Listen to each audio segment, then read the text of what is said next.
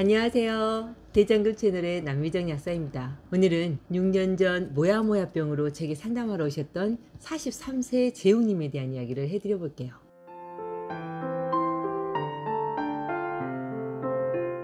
재웅님은 6개월 전부터 시작된 두통과 어지러움, 그리고 갑자기 몸에 기운이 훅 빠져 몸을 가눌 수 없는 증상이 생겨 병원 진찰을 받으셨대요. 병원에선 뇌 사진을 찍어보더니 대학병원에 가서 정밀검사를 받아보면 좋겠다, 아무래도 모야모야 병인 것 같다 조심히 말씀하셨고요. 재웅님은 병원 검사 후 검색을 통해 그게 대충 무슨 병인가 알아보셨고 두려운 마음으로 대학병원에 가서 다시 정밀검사를 받으셨대요. 그리고 그곳 의사선생님께서 모야모야병이 확실하다, 하지만 그게 특별히 치료약이 있는 게 아니어서 혈관 확장제와 고지혈증 약을 먹으며 최대한 진행을 늦춰보는 방법으로 6개월마다 추적 검사를 해봐야 한다 하셨대요. 그리고 당장엔 2달 후에 다시 와보라 했고요. 여러분도 모야모야병은 좀 생소하시죠? 간단히 설명드리면 모야모야병은 뇌에 혈액을 공급하는 목 동맥에 가지치는 부위의 혈관이 점점 두꺼워지고 좁아지면서 막혀가는 질환이에요. 그리고 이렇게 동맥혈관이 막혀가면 주변에 가늘고 약한 이상혈관이 자라나 뇌 영상 촬영에서 마치 연기가 피어오르는 모양으로 혈관이 보인다 해서 모야모야라 이름이 붙여진 거죠. 왜 일본어로 모야모야란 말은 우리나라에선 모락모락과 비슷한 말로 연기가 피어오르는 모양을 의미하는 말이거든요. 제가 재웅님께 그럼 그렇게 지켜보다가 나빠지면 손 쓸 방법은 있는 거예요? 라고 여쭈니 재웅님은 현재까진 다른 방법은 없고 혹 미세혈관이 파열되거나 동맥류가 발생하여 뇌출혈이 생기면 그때 가서 뇌수술을 하는 방법밖에는 다른 방법이 없다네요 라고 무겁게 말씀하세요. 그 말씀을 들으니 의사쌤의 말에 재웅님과 가족들이 얼마나 걱정하고 낙담했을지 저도 마음이 많이 찡해지네요. 제가 그럼 저는 무엇을 도와드려야 할까요? 라고 여쭤보았어요. 왜 친한 약사님 소개로 저에게 일말의 희망을 품고 오신 분께 저도 당장엔 어떻게 도와드려야 할지 좀 막막했거든요. 실제 모야모야병을 접하고 치료해드린 적도 없었고요. 재웅님은 자신은 현재 은행에 다니는데 아이들이 너무 어려 와이프가 일을 할 수 없는 상황이니 할 수만 있다면 체력을 좀 올려서 일만이라도 제대로 할 수 있게 되면 좋겠다고,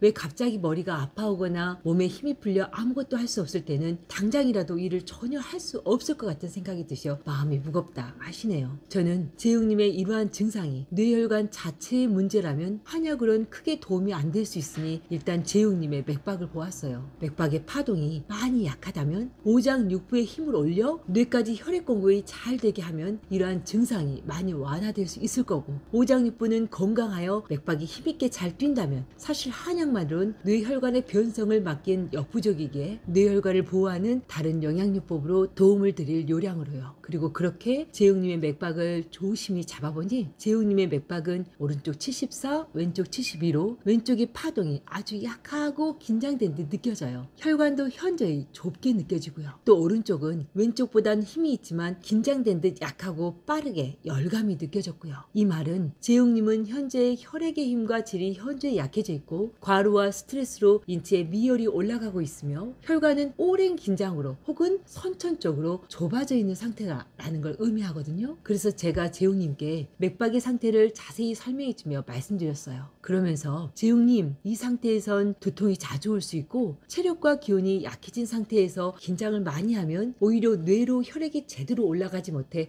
갑자기 힘이 훅 빠지는 증상이 자주 올 수 있어요. 물론 현재 모야모야병으로 그런 증상이 나타날 수도 있지만 지금 몸 상태가 많이 약해져 있으니 일단 한약으로 체력을 올려보게요. 그렇게 써보고도 두통과 힘 빠짐이 계속된다면 그때 가서 다른 시도도 해보게요. 이렇게 말씀드리니 재웅님은 약사님이 하라는 대로 다 해보고 싶다며 음식이랑 운동 등도 함께 병행해 보겠다 하세요. 결과가 먼저 궁금하시다고요? 재웅님은 한약을 먹는 동안에도 7일에 2번 정도는 뒷목이 뻣뻣해지며 두통이 오거나 앞 이마에서 윗머리나 옆머리로 퍼지는 두통이 가끔 찾아왔어요. 일주일에 1~2번 정도는 갑자기 기운이 훅 빠져 아무것도 할 수 없는 순간이 잠깐씩 찾아왔고요. 아마 이미 뇌혈관이 좁아지고 뇌로 혈액이 제대로 안 가니 지금 당장은 별다른 효과가 없었던 것 같아요.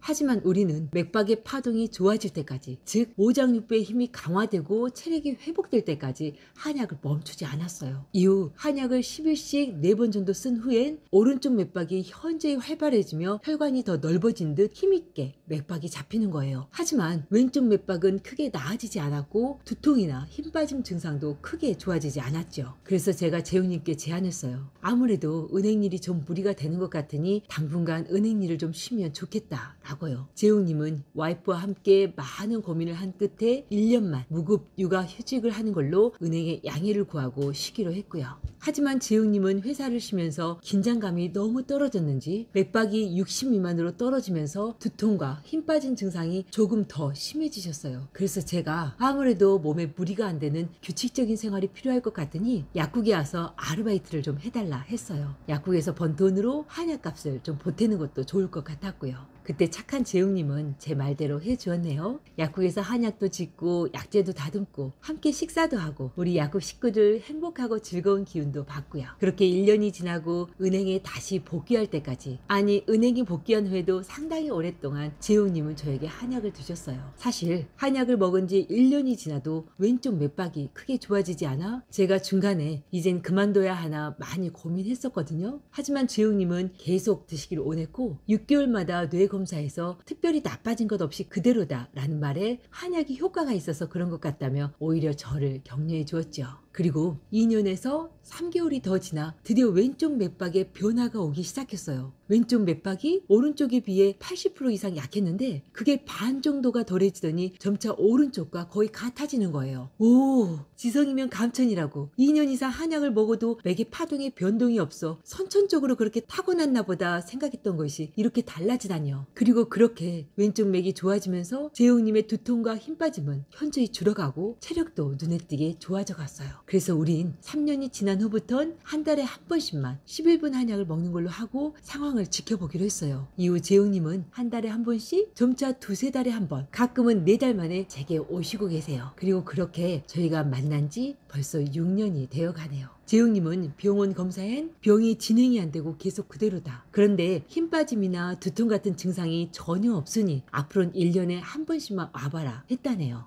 한약을 이렇게 오래 먹어도 되는 거예요? 묻는 분들도 계시겠죠. 또는 와, 병원에서 특별한 방법이 없는 모야모야병을 한약과 본인의 노력만으로 이렇게 유지할 수 있다는 거야? 라고 놀라시는 분들도 계실 거고요. 저도 저를 이렇게 믿어주고 오랜 동안 한약을 드셔준 재웅님이 대단하다고 생각되어요. 참고로 재웅님은 대학 병원에서 혈액 검사를 할 때마다 간 검사엔 별 이상이 없었다는 말을 덧붙이고 싶네요. 그것도 6년 동안 내내요. 왜 한약을 오래 먹으면 간이 나빠진다고 믿는 분들이 종종 계시거든요. 하지만 재웅님에겐 증상을 완화시키는 센 성질의 약초보단 오장육부를 강화하면서 혈액의 질을 올리고 혈액이 뇌까지 잘 올라갈 수 있게 기운을 보충하는 약재들과 혈관을 보호할 수 있는 약초들로 처방하였기에 사실 간에 무리를 주는 약초는 거의 없었다 해도 과언이 아니에요. 오히려 한약으로 간이 더 좋아져 피곤도 덜 느끼고 체력이 더 좋아지게 되었다라고 해야 맞는 말이죠. 오늘 모야모야병으로 그리고 지금은 특별한 이상 없이 일상을 잘 살고 계신 재웅님의 이야기 재밌게 들으셨어요? 사실 재웅님은 병원에서 주신 혈압약과 고지혈증 약은 일체 드시지를 않으셨어요. 본인 생각에 원래도 저혈압인 자신이 혈압약을 먹으면 오히려 몸에 더 좋지 않을 것 같아 마음에 영 걸리셨거든요. 저는 저대로 그 약이 급한 건 아니니 일단 맥박부터 회복된 후에 상황을 지켜보자고 말씀드렸고요. 오늘은 정말 치료가 어렵고 오래 걸렸던 이야기를 해드려 보았네요. 제가 이번 치료를 통해 느낀 건 어떤 힘든 질환이든 절대 포기하지 말고 근본 원인을 해결하는 데 집중하고 몸 전체를 건강하게 하는데 모든 노력을 다한다면 반드시 좋은 결과가 온다라는 거예요. 오늘 저의 이야기가 오랜 동안 고쳐지지 않는 병으로 삶이 버거우신 분들께 절대로 치료를 포기하지 않고 자신의 병을 완전히 해결하도록 노력하는데 힘이 되는 내용이 되었다면 저는 보람이 있을 것 같아요. 오늘도 복을 부르는 감사한 하루 보내시고요.